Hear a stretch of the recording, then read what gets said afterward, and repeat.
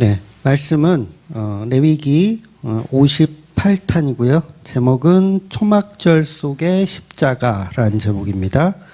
레위기 23장 33절에서 44절 말씀까지 보겠습니다. 23장 33절부터 44절까지요. 네, 같이 한 목소리로 읽겠습니다. 시작. 여호와께서 모세에게 말씀하여 이르시되 이스라엘 자손에게 말하여 이르라. 일곱째 달 15째 날은 초막절이니 여호와를 위하여 이레 동안 지킬 것이라. 첫날에는 성회로 모일지니 너희는 아무 노동도 하지 말지며 이레 동안에 너희는 여호와께 화제를 드릴 것이요 여덟 번째 날에도 너희는 성회로 모여서 여호와께 화제를 드릴지니 이는 거룩한 너희는 어떤 노동도 하지 말지니라. 이것들은 여호와의 절기라. 너희는 공포하여 성회를 열고 여호와께 화제를 드릴지니 번제와 소제와 희생 제물과 전제를 각각 그 날에 드릴지니 이는 여호와의 안식일 외에 너희의 헌물 외에 너희의 모든 소원 제물 외에 또 너희의 모든 자원 제물 외에 너희가 여호와께 드리는 것이니라. 너희가 토지 소산한 거두기를 마치거든 일곱째 달 15셋 날부터 이레 동안 여호와의 절기를 지키되 첫날에도 안식하고 여덟 번째 날에도 안식할 것이요 첫날에는 너희가 아름다운 나무 실과와 종려나무 가지와 무성한 나뭇가지와 시내 버들을 취하여 너희의 하나님 여호와 앞에서 이레 동안 즐거워할 것이라. 너희는 매년 이레 동안 여호와께 이 절기를 지키더니 너희 대대로 영원한 규례라. 너희는 일곱째 달에 이 일을 지킬지니라. 너희는 이레 동안 초막에 거주하되 이스라엘에서 난 자는 다 초막에 거주할지니 이는 내가 이스라엘 자손을 애굽 땅에서 인도하여 내던 때에 초막에 거주하게 한 줄을 너희 대대로 알게 함이니라. 나는 너희의 하나님 여호와이니라. 모세는 이와 같이 여호와의 절기를 이스라엘 자손에게 공포하였더라. 아멘. 네, 끝에 또 없네요. 아, 제정신이 아니죠? 네. 네, 오늘은 이제 마지막 절기예요. 유대인의 7대 절기라고 하는 이제 초막절 마지막 절기입니다. 예, 이 날은 이제 가을절기 마지막으로 광야 생활을 하던 날을 기념하면서 이제 초막, 본문에도 나오죠. 각종 나무들로 또 풀로 이렇게 초막을 짓는 거예요. 그래서 초막을 짓고 거기서 생활하는 거예요. 8일 동안 그 초막 안에서 생활하는 절기. 그래서 초막절이라고 이렇게 부릅니다. 그리고 또 광야에서는 실제로 장막 생활을 했잖아요. 그래서 이제 그 장막에서 생활했다. 그래서 이제 장막절이라고 부르기도 하고요. 그리고 이때는 이제 가을 추수니까 가을 추수 절기를 이렇게 그 추수한 곡식들을 이렇게 저장한다. 그런 의미에서 이제 수장절이라고 표현을 하기도 해요. 그래서 오늘날의 우리 기독교에서는 이 날을 초막절을 이제 추수감사절이라는 이름으로 이제 지키는 교회들이 많이 있죠. 그래서 지난주에 이미 말씀드렸지만 풍성한 추수를 감사하는 이 좋은 날 왜 좋은 집을 놔두고 지금 초막에서 생활을 하라는 거거든요. 그것도 뭐 하루도 아니고 일주일, 8일 동안 이렇게 왜 초막에서 생활을 하라고 할까? 그건 뭐라 그랬어요? 나를 괴롭게 하는 거예요. 좋은 데서 사는 게 아니라 좀 안 좋은 데 살면서 나를 괴롭게 하는 거. 다시 말해서 너희는 추수할 음식을 감사히 먹을 가치가 있다 없다? 없다라는 얘기를 오히려 반대로 하는 거죠. 그래서 광야에서 고생하던 시절로 내려가라는 거예요. 그러니까 지금 이 절기는 광야에서 지키는 절기가 아닙니다. 가나안 땅에 들어갔을 때 풍성한 그 곡식들이 있는 상황에서 이 초막절을 지키는 거예요. 그래서 광야 생활했던 거, 광야에서 고생했던 거를 경험하면서 하나님의 은혜로 살았다는 것을 다시 한번 경험하라는 뜻으로 초막절을 지키라고 하는 겁니다. 그래서 8일 동안 고생하며 광야 생활을 이제 체험하는 거죠. 그런데 희한한 것은 40절에 보면 그러면 이 초막절을 지키면서 우리가 괴로워하고 끝나야 되는데 40절에 보면 또 즐거워하라는 표현이 있어요. 너희는 초막 생활을 즐거워해라. 그러니까 이건 무슨 얘기냐면, 비록 우리가 출애굽기에서 이제 출애굽해서 나와서 광야에서 못 먹고 못 입고 살지만 그 자체가 하나님의 은혜임을 알고 오히려 불편하더라도 감사하며 즐거워하라. 뭐 그런 의미의 메시지를 이 초막절에 심어 주신 거죠. 그래서 성도들은 그 삶이 어떠하든지 역설적으로 행복해야 된다라는 이야기를 또 오늘 본문이 하는 겁니다. 그래서 성도는 십자가 복음을 알면 그가 어떠한 환경에서 살더라도 네, 발음이 잘 안 되는 거 아시죠?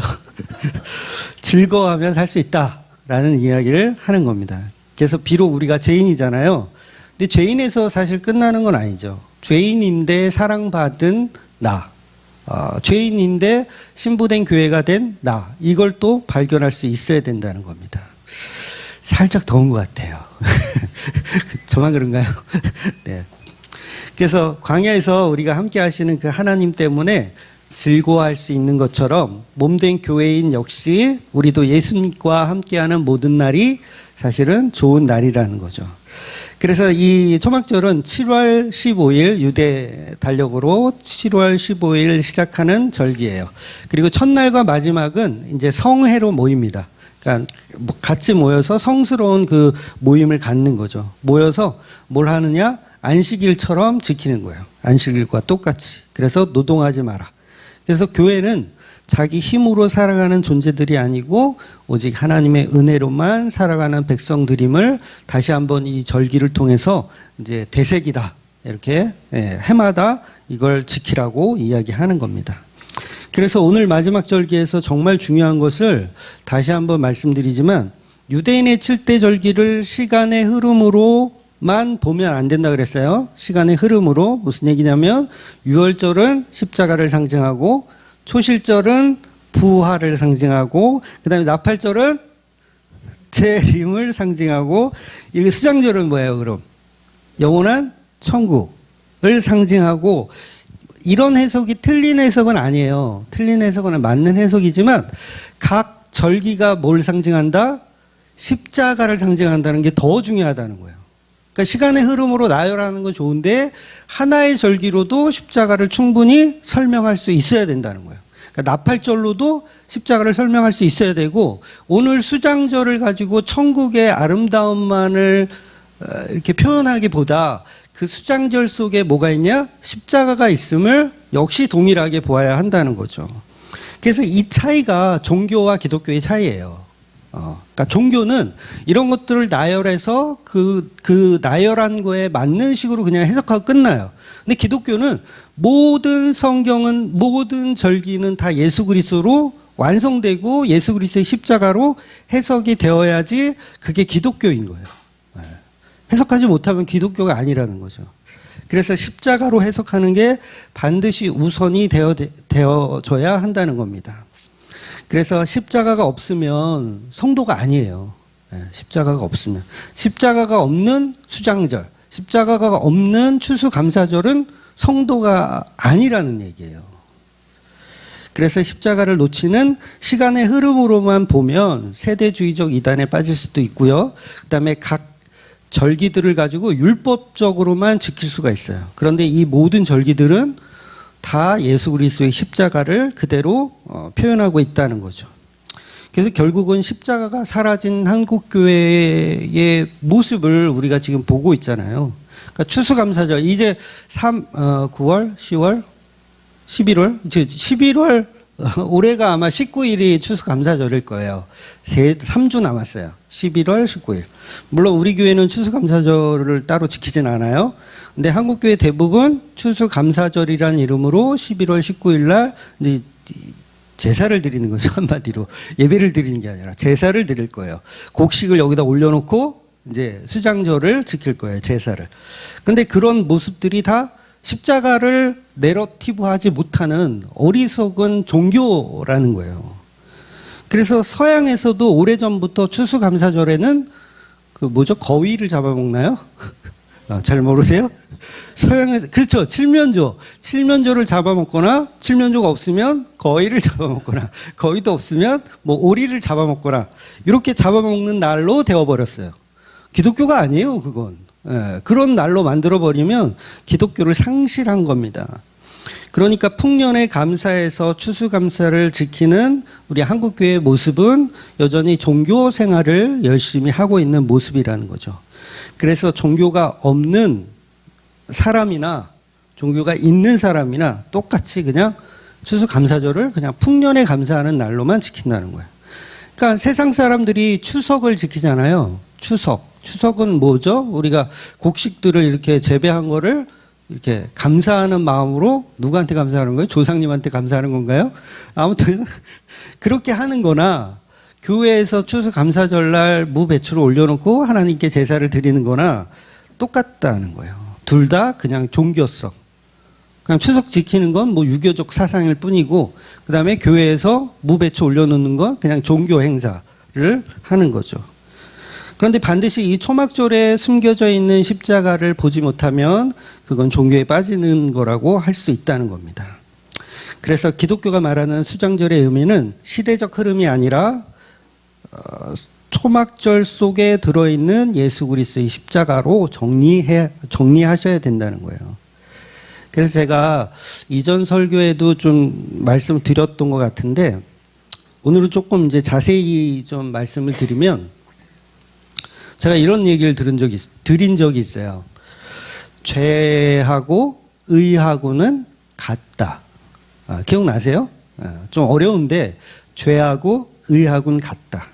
이게 무슨 말이냐면, 요한복음에 나오는 말을 인용한 거예요. 그러니까 죄에 대하여, 의에 대하여. 성령이 임하시면 너희가 죄에 대하여, 의에 대하여, 그리고 심판에 대하여 알게 된다라는 말씀이에요. 그런데 여기서 말하는 죄와 의는요, 사실 같은 이야기를 하는 거예요. 같은 목적지로 이야기하는 거예요. 죄라는 것은 뭐냐면 예수 그리스도가 도말하는 것에 대한 이야기예요. 그렇죠? 죄에 대하여라면 예수 그리스도가 도말하는 어떤 것에 대한 이야기. 의에 대해서는 뭐예요? 예수 그리스도가 똑같아요. 예수 그리스도가 죄를 의로 바꾸셨다. 죄를 의로 바꾸셨다. 그 얘기예요. 즉 성경에서는 죄라는 것을 계속 드러내는 이유가 뭐냐면, 인간들은 죄를 통해서 예수님이 십자가 지셔야 하는 이유에 관해서 설명하는 거예요. 그러니까 죄를 왜 드러내냐면, 너희들이 이렇게 죄인이야. 그래서 예수님이 필요해. 이게 죄에 대하여예요. 그래서 죄를 말하는 이유는 너희들은 저주받았다. 그래서 그 저주받은 문제를 해결하실 수 있는 분은 오직 예수밖에 없다. 이게 죄에 대하여예요. 그러니까 다시는 죄를 짓지 말라가 목적이 아니라는 거죠. 그러니까 죄를 자꾸 들치는 이유가 다시는 죄를 짓지 마세요. 요거는 종교라는 거예요. 근데 기독교는 죄를 들쳐. 근데 이걸 다시는 죄를 짓지 마세요가 아니라 너희들이 이렇게 죄가 많으니까 누가 필요하다? 예수님이 필요하다. 그게 죄에 대하여라는 말이에요. 그런데 기독교는 아직도, 우리 한국교회는 아직도 우리의 힘으로 죄를 다스릴 수 있다라고 가르쳐요. 죄를 성경이 우리 계속 까발리니까 그 죄를 어떻게 해야 된다? 다스려야 된다. 안 하려고 노력해야 되고 지켜야 된다. 근데 그건 복음이 아니라 그냥 종교라는 거죠. 구약에 머물러 있는 이야기인 거죠. 그래서 한국교회는 예수님이 이루신 십자가가 없는 그런 윤리 도덕적인 종교가는 사실은 문제가 심각한 이단성을 가진 거죠. 그래서 죄의 문제를 우리 스스로 해결해 보려고 하는 건 종교이고, 우리는 해결할 수 없으니 예수 그리스도의 십자가가 반드시 있어야 되고, 그래서 구약의 사람들은 누굴 기다리는 거예요? 메시아이신 예수를 기다려야 구원이 있는 거예요. 그러니까 구약 사람들은 뭘로 구원받았어요? 율법을 지켜서 구원받나요? 아니에요. 오직 오실 메시아, 그분이 이루실 십자가를 통해서 구원받는 게 구약의 사람들이에요. 신약의 사람들도 마찬가지죠. 오신 예수가 십자가를 통해서 구원하신 그 피로 구원을 받는 겁니다. 그러니까 구약이냐 신약이나 둘 다 예수님의 십자가로만 구원이 되는 거예요. 그래서 성경이 죄를 말하는 이유는 저와 여러분이 죄 짓지 말고 착하게 살아서 천국 가라는 그 목적이 아니고 오직 예수님이 필요한 존재임을 알아가라고. 그래서 율법의 끝은 십자가 앞이라고 제가 말씀을 계속 드렸어요. 그래서 성경은 우리에게 죄 짓지 말라는 게 최종 결론이 아닙니다. 예수님이 담당하셨다예요. 예수님이 그 죄를 담당하셨다. 그래서 담당하셨다 이 말 자체가 기쁜 소식인 거죠. 그래서 이걸 복음이라고 하는 거예요. 기쁜 소식. 아, 예수님이 담당하셨구나. 복음. 죄에 대하여. 그래서 죄라는 것은 너희가 나를 믿지 않음이요라고 예수님이 명확하게 말씀하셨어요. 너희는 윤리 도덕적인 죄가 아니라 너희는 나를 믿지 않는 게 죄다라고 예수님이 말씀하셨습니다. 그래서 죄가 말하고 싶은 본질은 십자가에 죽은 예수, 그 예수를 믿지 않으면 결국은 심판을 받는다라는 얘기하는 겁니다. 그래서 의에 대하여라 함은 역시 마찬가지죠. 예수님이 어린 양이시다예요. 의에 대하여라면 예수님이 그 죄를 담당하신 하나님의 어린 양이시다. 그래서 십자가에서 악을 선으로 바꾸셨다. 그래서 죄인인 저와 여러분의 죄를 십자가에서 다 해결하신, 죄값을 다 예수님이 직접 다 치르시고 그 죄를 도말시켰다. 그래서 그분이 의를 이루셨다. 이렇게 보는 거죠. 그러니까 결국은 죄가 말하는 결론이나 의가 말하고 싶은 결론은 똑같다는 거죠. 그래서 모든 절기가 똑같다요. 똑같다. 그러니까 표현은 다 달라. 표현은 뭐 유교절로, 무교절로, 초실절로, 맥주절로, 나팔절로, 초막절로 다 표현을 하지만 그 속엔 뭐가 들어있냐면 십자가에 죽으신 예수 그리스도가 고스란히 들어있다는 거예요. 그래서 저와 여러분이 절기를 지킨다는 건 그 예수님을 볼 수 있는 눈이 필요하다는 거죠. 그래서 이게 말이 지금 서론으로 좀 지루하게 제가 설명을 드렸는데 말이 좀 어려우니까 조금 쉽게 성경에 나온 예로 표현해서 드리면 성경 속에 이제 장막과 관련된 죄가 하나 나오는 게 있어요. 그게 뭐냐면 창세기 9장에 나오는 그 노아가 방주에서 나와서 이제 포도 농사를 져요. 그리고 어느 날 이제 포도주를 너무 많이 마셔가지고 취해가지고 벌거벗고 장막 안에서 잠이 들었어요. 자, 여기서 중요한 건 장막 안에서 잠이 들었다는 거예요. 일단 그렇게 킵을 하세요. 장막 안에서 잠이 들었어요. 그래서 분명히 노아는 아무 데서나 벗고 이렇게 홀라당 벗고 한 게 아니에요. 장막 안에서 옷을 벗고 누웠어요. 자, 그 장막 안에서 본인이 눕고 자는 거 그거 뭐 죄가 될까요? 사실은 죄가 안 돼요. 자기 장막에서 자기가 눕고 자는 거라면 죄가 안 돼요. 그런데 문제는 노아의 아들들 중에 이제 함이 그 모습을 본 거예요. 아마 장막 안에 들어갔을 때 아버지의 하체를, 이 벗은 하체를 본 거죠. 그리고 나와서 이제 다른 형제들에게 이제 이야기를 한 거예요.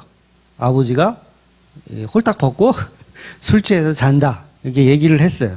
그랬더니 셈과 야벳이 이제 그 얘기를 듣고 옷을 챙겨가지고 뒷걸음쳐 들어가서 아버지의 하체를 덮어주죠. 다 아시는 내용이죠?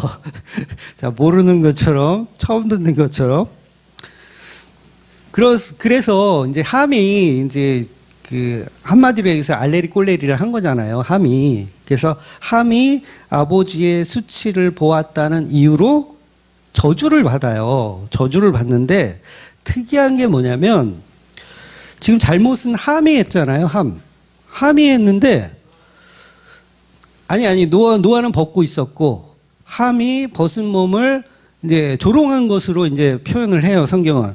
그래서 근데 다른 형제들은 아버지의 하체를 보지 않고 뒷걸음쳐 들어가서 그 하체를 덮으신 거고 함은 본 거죠. 다 본 거예요. 그러면 노아가 이제 깨어났어. 함이 나한테 한 짓을 알게 됐어. 그래서 이제 저주를 하는 내용이 나오는데 제가 왜 이 얘기를 드리냐면 그럼 저주를 함에게 하면 되잖아요. 근데 9장을 보시면 아시겠지만 함에게 저주를 하는 게 아니라 그 아들, 함의 아들인 가나안에게 저주를 해요. 노아가. 그러면 이 가나안은 억울하겠어요? 안 억울하겠어요? 되게 억울하겠죠. 아니, 잘못은 내 아버지가 했는데 왜 저주는 내가 받는가? 가나안은 억울한 거예요. 도대체 아버지 잘못이 왜 나한테 오는가? 여러분, 신학적으로 이건요, 굉장한 난제인 거 아세요? 네, 교수들도 이거 풀어내는 교수를 제가 본 적이 없어요. 왜 함이 잘못했는데 가나안이 저주를 받는가? 그래서 여러 가지 이제 학자들의 썰이 있습니다. 어떤 그 대표적인 썰이 뭐냐면 9장 1절에 보면 하나님이 노아와 세 아들을 축복하는 내용이 나와요. 그러니까 함도 축복을 받아요. 9장 1절에 먼저 이 사건이 있기 전에 축복을 받아요. 그래서 함은 면죄부를 받은 거다. 축복을 이미 받았으니까 면죄부를 받은 거다. 그래서 저주를 하긴 해야 되겠고 함은 이미 생육하고 번성하라는 축복을 받았기 때문에 그 아들인 가나안에게 그 저주가 건너뛰고 내려졌다. 그래서 가나안이 저주를 받았다. 이렇게 해석하는 분들이 있어요. 근데 그렇게 따지자면 아담도 사실은 축복 받잖아요. 태어났을 때. 그죠? 아담도 생육하고 번성하라는 축복을 받고 그다음에 보시기에 좋았다는 축복을 받잖아요. 그런데도 죄를 지으니까 어떻게 돼요? 에덴 동산 쫓겨나잖아요. 그런 의미에서 보자면 이런 접근도 그렇게 썩 완벽하다고 볼 수는 없어요. 그리고 또 어떤 학자는 이렇게 해석을 합니다. 요거는 지금 모세가 기록하고 있잖아요. 모세오경, 창세기 자체가 모세가 기록하고 있는데 가나안은 이제 앞으로 정복해 들어가야 할 땅이에요. 그렇죠? 근데 정복해 들어갈 땅인데 그 땅은 진멸 전쟁을 해야 됩니다. 다 죽여요. 그러니까 쉽게 말해서 갓난아기까지 죽여야 돼요. 여자, 갓난아기까지 다 죽여야 되는 진멸 전쟁을 가나안 땅에 해야 돼요. 그러니까 이스라엘 백성들이 양심의 가책을 받을 수가 있겠죠. 전쟁 중에. 여러분 아기까지 죽이라면 죽이겠어요? 못 죽일 거 아니에요. 그러니까 양심의 가책을 받을까 봐 모세가 일부러 요 창세기 9장에다가 그 내용을 집어넣은 거예요. 가나안은 저주를 받았다. 하나님으로 저주를 받았으니까 마음 놓고 죽여라. 그런 의미에서 이제 원래 함이 저주를 받아야 되는데 거기에 가나안이란 이름을 이제 모세가 집어넣었다. 이렇게 해석을 하는 분들도 계세요. 아주 소설을 쓰고 있는 거죠. 네. 또 어떤 사람은 이래요. 사실 최초의 목격자는 함이 아니고 가나안이었다. 그래서 가나안이 저주를 받은 것이다. 이렇게 추측을 하기도 합니다. 여러분은 어떻게 이해하시겠어요? 왜 함이 알레리 꼴레리를 했는데 왜 함이 저주를 받지 않고 그 아들 가나안이 저주를 받았는가? 정말 억울하겠다. 근데 이건요, 복음으로 해석을 하면 간단해요.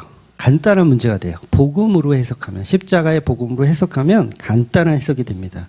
즉 성경은 족보를 계속 이야기하는 이유가 뭐냐면 그 족보 속의 끝에 누가 오시냐면 예수님이 오시기 때문에 그 족보 이야기를 계속 하는 거거든요.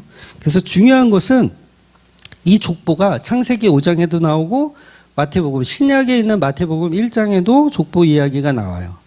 즉 노아의 홍수는 모든 죄를 물로 멸하고 사라진 후에, 그러니까 노아의 시대가 사라진 거예요. 모든 문명이 물로 다 사라졌어. 그리고 다시 시작하는 거예요. 에덴 동산이죠. 새 에덴 동산. 새 에덴 동산을 다시 시작하는 거. 그래서 9장 1절에 생육하고 번성하여 땅에 충만하라는 말씀이 에덴 동산에서 했던 말씀과 동일하게 이 노아에게도 동일하게 주어지는 거예요. 그러니까 타락 전에 주었던 그 제 언약이 다시 등장하는 거예요. 그렇다면 저주받은 죄의 본질 함은 누구를 상징하냐면 죄를 지은 아담을 상징하는 거예요. 죄를 지은 아담.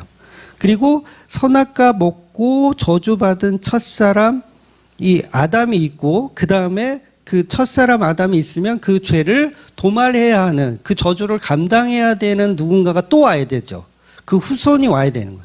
그래서 가나안이 예수 그리스도의 예표로 저주를 받는 자로 등장을 하는 거예요.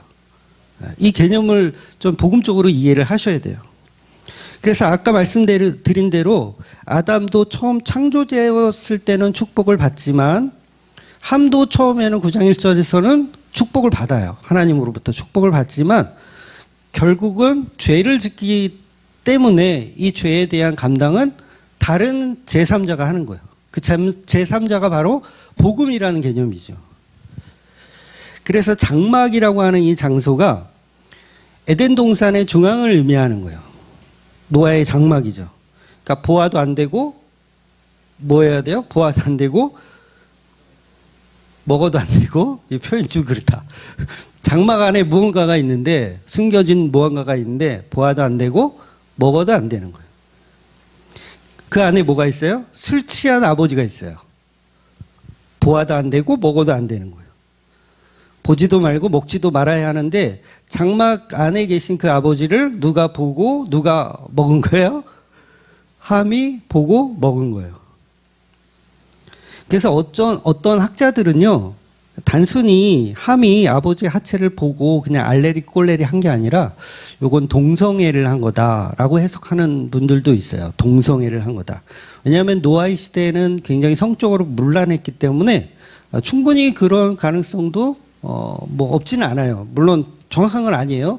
그냥 단순히 조롱했다고 해도 복음을 푸는 데는 전혀 문제는 없어요. 즉 함이 선악과를 먹고 그걸 누구에게 주는 거냐면 셈과 야벳에게 주는 거예요. 형제에게. 나 아버지를 보았다. 아버지를 먹었다. 선악과로 비유하자면 먹었다. 보았다. 그래서 줘요. 그런데 셈과 야벳은 먹습니까? 안 먹습니까? 안 먹는 거예요. 뒷걸음쳐 들어가서 그 아버지의 하체를 덮어주는 거예요. 그러니까 상징적으로 장막 속에 감춰진 노아의 죄. 선악과는 죄를 표현하거든요. 죄. 선과 악이라는 인간의 죄를 표현해요. 그 노아의 죄를 표현한 거예요. 술 먹고 자빠져 잔 거는 사실 노아가 먼저 잘못한 거잖아요. 그렇죠? 노아가 잘못한 거예요. 그게 뭐야? 그게 선악과예요. 선악과. 그런데 그걸 안 보고 안 먹으면 아무 문제가 안 돼요. 이해가 되세요? 아버지가 술 취해서 장막 안에서 자는데 아무도 보지 않고 아무것도 안 했으면 아무런 죄가 되지 않는다고요. 선악과도 마찬가지예요. 선악과를 만들었어요. 아무도 먹지 않고 아무도 보지 않으면 아무 문제가 안 돼요. 근데 문제는 그거를 먹었고 보았다는 게 문제인 거죠. 그래서 선악과는 먹지도 만지지도 해야 되는데 결국은 죄라는 것을 짓게 되는 거. 아담이 짓게 되는 거. 그리고 함이 죄를 짓게 되는 거. 근데 그거에 대한 책임은 함의 아들인 가나안이 짓는 거고, 첫 번째 아담이 죄를 진 거를 두 번째 아담이신 예수님이 그 저주를 감당해 내시는 거예요. 이게 장막 속의 개념인 거예요. 장막 속의 개념.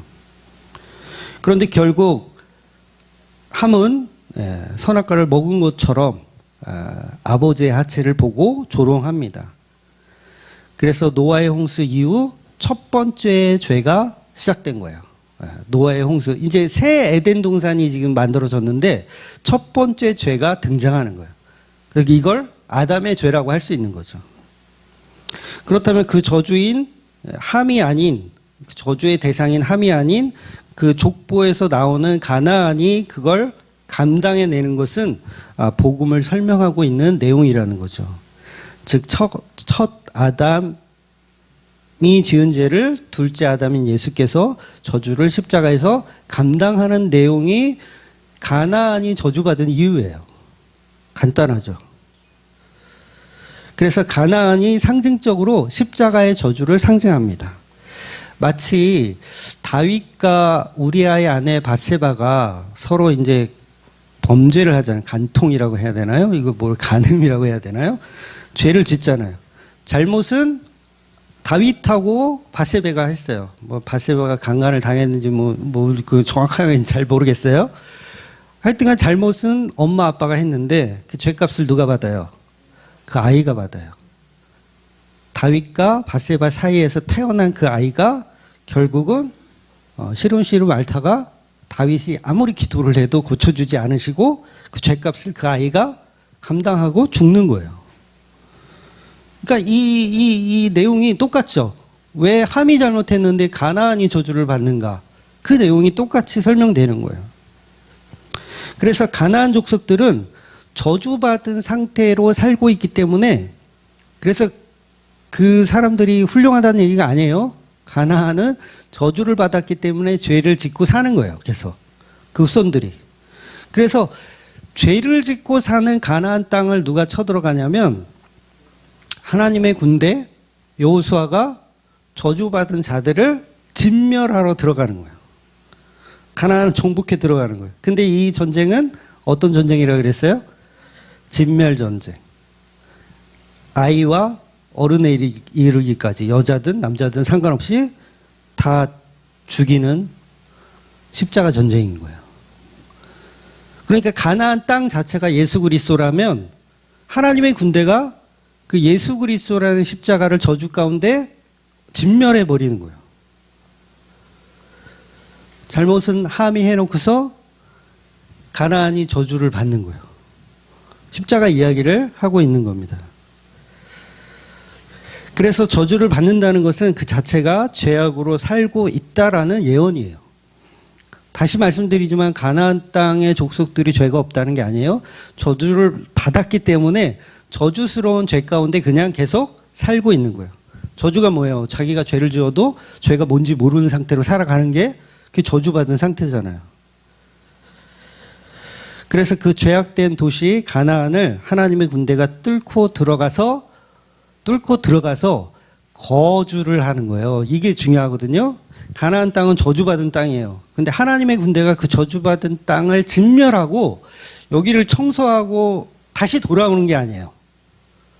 거기서 거주해서 산다고요. 진멸된 그 가나안 땅을 들어가서 거주하며 사는 거예요. 더러운 땅이잖아요. 가나안은 저주받은 땅. 가나안 족속이 사는. 그런데 거기를 진멸에 들어가서 거기서 거주해서 사는 거. 그럼 무슨 얘기입니까? 하나님의 군대인 교회가 십자가라는 저주를 뚫고 들어가서 그 십자가라는 장막 속에 사는 거예요. 이게 기독교예요. 그러니까 진멸하고 돌아오는 게 아니에요. 그 안에 들어가서 사는 겁니다. 즉 여호수아라는 예수가 십자가를 뚫고 들어가는 거예요. 저주 속으로 뚫고 들어가는 거. 근데 여호수아가 혼자 들어갑니까? 자기 백성들을 주렁주렁 달고 들어가는 거예요. 12지파를 다 데리고 주렁주렁 달고 저주의 땅을 진멸하에 들어가서 거기에서 거주해서 사는 거예요. 그래서 십자가 속을 뚫고 들어가서 장막을 치고 그 안에서 사는 거. 그래서 이게 뭐예요? 선악과가 다시 회복되는 거. 생명나무가 회복되는 이야기를 하는 거예요. 그래서 이것이 오늘 제목이기도 한 초막절 속의 십자가라는 개념입니다. 그래서 지금 우리가 이 다루고 있는 이 모든 절기는 가나안 땅이라고 하는 그 죄악된 그 저주가 가득한 그곳을 뚫고 들어가서 해야 하는 절기들이라고 계속 말씀드렸잖아요. 그 저주의 가나안을 뚫고 들어가서 그 안에서 해야 할 절기들. 그러니까 모든 절기가 십자가 속으로 다 투영되는 거예요. 십자가 속 유월절, 십자가 속 초실절, 십자가 속 초막절.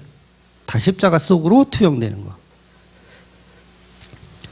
그래서 실제로 그 죄악으로 가득한 가나안 땅에 나중에 어떻게 됩니까? 예루살렘 성전이 세워져요.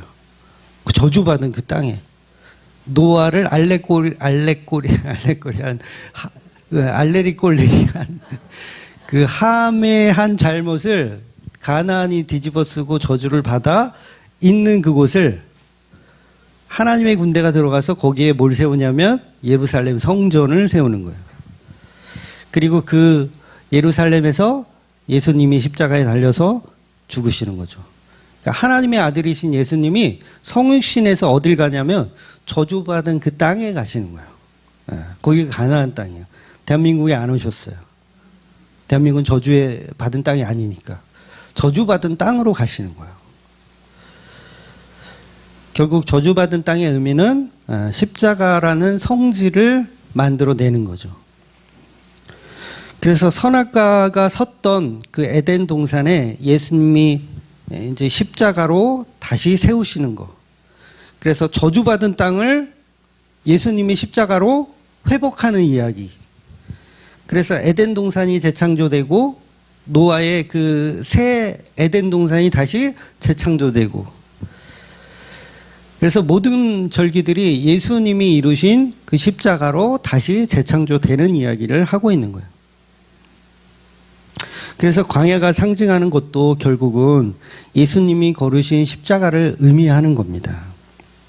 아사셀의 염소, 지난주에 나눴지만 아사셀의 염소가 광야에서 죽는 것도 광야에서 장막 짓고 살던 그 자리에 염소가 가서 죽는 거예요. 예수님이 걸으신 십자가를 그대로 표현하는 거죠. 그럼 오늘 본문이 초막절을 기념하라, 이 뜻은 뭐가 되겠어요? 십자가에 죽은 예수를 기념하라, 그 얘기를 하고 있는 거예요. 즉 십자가에 거주하는 것을 기념하라. 너희들은 십자가에서 죽었다, 저주받았다, 이것을 기념하라. 그렇다면 이 초막절의 의미가 십자가에 죽은 예수를 기념하라는 것이라면, 오늘날 우리가 추수감사절을 이렇게 풍년에 감사하는 추석과 같이 지키는 것은 십자가와 전혀 동떨어진 종교적 행위일 뿐이라는 거예요. 예수님, 저는 가나안 땅입니다. 요게 돼야죠. 저는 가나안 땅입니다. 저는 저주받아 마땅하고 진멸당한 마땅한 땅입니다. 그런데 내가 진멸돼야 할 내 땅을 예수님이 그 저주를 다 받아내시고 예수님이 가나안이 되신 거예요. 우리가 함인데 우리가 죄를 졌고 우리가 알레리 꼴레리를 했는데 그 저주를 가나안이라고 하는 언약의 어떤 사람이 예수 그리스도가 그것을 감당해내시고 진짜 본인이 저주를 받으시는 거예요. 가나안 땅의 진멸이라는 저주를 예수님이 스스로 받으시는 거죠. 그래서 하나님의 군대가 거기를 치고 들어가는 거. 여러분, 예수님의 십자가는 결국 우리가 예수를 죽인 거지만 근본적으로 하나님이신 아버지께서 그 아들을 십자가에 내어주신 거예요. 그래서 이게 가나안 땅의 저주가 하나님이 그 예수 그리스도를 내어주시는 것과 똑같아요. 그래서 진멸당하는 거예요. 누가? 우리가 진멸당하는 게 아니라 예수가 십자가에서 진멸을 당하는 겁니다. 그래서 선악과 먹은 죄인이며 아버지의 장막을 더럽힌 저와 여러분이 받아야 할 저주를 그 아들 예수가 감당을 하셨군요. 이게 원시복음과 또 연결이 되죠. 원시복음이에요. 여자의 후손이 뱀의 머리를 상하게 하는 거. 그러니까 선악과는 우리가 먹고 그 후손인 예수 그리스도가 그 선악과 먹은 거의 죄값을 치르시는 거. 그래서 뱀에 물리시는 분이 예수님이죠. 그러나 그 물림이 끝이 아니라 사탄의 대가리를, 뱀의 대가리를 짓밟아 버리시는 예수. 그래서 가나안 땅은 나를 십자가로 인도하는 곳이에요. 그래서 십자가 속에 사는 곳입니다. 그래서 복음은 십자가라는 저주를 뚫고 들어가서 그곳에서 사는 거. 여러분은 십자가를 뚫고 들어가서 그곳에서 살고 계십니까? 네. 좀 어렵나요? 오늘 설교가 좀 어려울 수 있겠다. 네. 네, 어려울 수 있지만 뭐 할 수 없어요. 그래서 이게 수장절의 의미입니다. 수장절. 곡식 이렇게 막 수장해서 좋다, 우리 영원한 천국 이제 겨울 나자, 이게 아니라 그 수장절 속에 들어 계신 예수님. 그래서 수장절이란 말은 곡식을 이렇게 수장해서 겨울 내내 보낸다는 뜻인데, 예수라는 곡식이에요. 사실 우리에게는 모든 성도는 예수라는 곡식과 함께 수장이 되는 거예요. 수장.